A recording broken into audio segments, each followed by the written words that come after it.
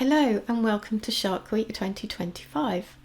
This is my second video for Shark Week, so if you missed the first one, be sure to check it out.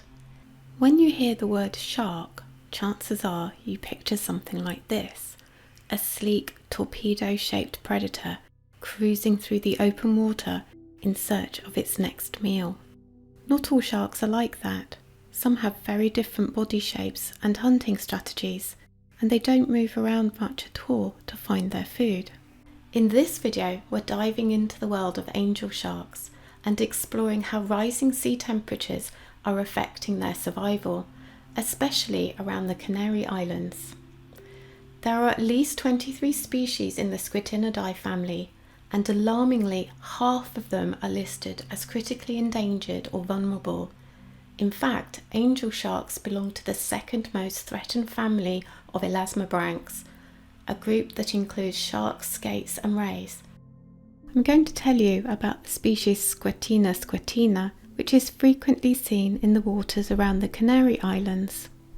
Angel sharks look a bit weird, being dorso-ventrally flattened, but this makes it easy for them to bury themselves using their broad pectoral fins into soft sediment on the seafloor.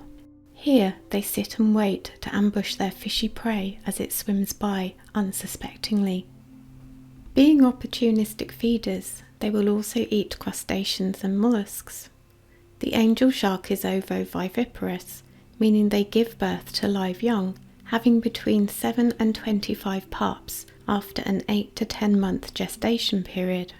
Their historical range was from southern Norway to Morocco, including the Canary Islands, but their numbers are now severely depleted. Their main threat is from industrial-scale trawling and dredging, which directly and indirectly impact its populations and its benthic habitat. It is estimated that over 3 generations there has been a decline of 80%, a decline which is continuing. And now this shark has another threat to contend with, that of warming seas due to climate change. Scientists have been studying the populations found in the waters around the Canary Islands and confirmed observational data that they spend the warmer months in cooler offshore waters and come into nearshore coastal waters in late autumn to early winter to breed. The movement of the sharks was collected by tagging them, and environmental data such as sea surface temperature and salinity was also collected.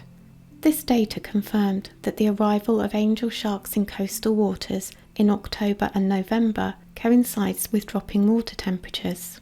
The peak number of females in coastal waters occurs between a sea surface temperature of 19.1 degrees Celsius and 20.7 degrees Celsius.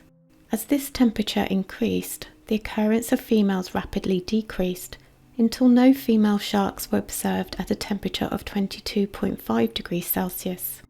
But in 2022, the number of angel sharks in coastal waters did not peak in October or November as it had in previous years, due to sea surface temperatures remaining high. Whilst this warmer water had a huge impact on female sharks, it did not seem to matter to the male sharks, who moved into coastal waters anyway, and who must have been sadly disappointed at not having the opportunity to mate.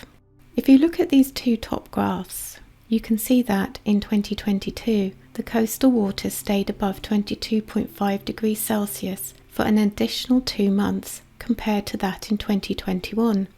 There was also a sea surface temperature anomaly of around plus 1.8 degrees Celsius detected in 2022 across the whole of the northeast Atlantic region. You can see from the two bottom graphs that it persisted for the entirety of November and December and January 2023 and did not disappear until February 2023. The researchers discovered that this sea surface temperature anomaly also influenced the female's behaviour, and that when there was a positive sea surface temperature anomaly, there were no females present in the coastal waters at all. It is projected that sea surface temperatures will continue to increase, with a possible increase of 2 to 4 times current temperatures under the lowest emission scenario, and 5 to 7 times under the highest emission scenario. The occurrence of marine heat waves are also predicted to become more frequent, last longer, have a greater intensity, and cover a greater area in all regions of the world.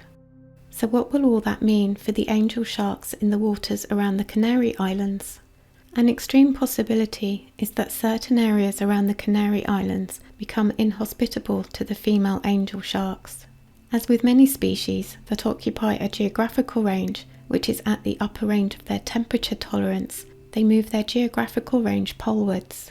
But this would mean that the angel sharks move into areas which are less protected, with more degraded habitat and more intense fishing activity. It's possible that these female sharks could stay in the cooler offshore waters, but if their males keep going inshore to mate, then their slow reproductive rate becomes non-existent, so that doesn't really help either.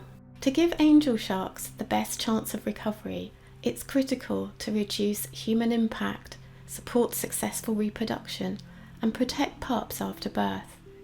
The Angel Shark Conservation Network has developed a comprehensive action plan for the Canary Islands, identifying key threats and setting clear, actionable goals to address them. Ongoing conservation and research efforts remain essential, particularly habitat monitoring and the implementation of protective measures. With dedicated action, there is still hope to secure a future for these extraordinary sharks. If you have enjoyed this video, then please like, subscribe, and share with your like-minded friends.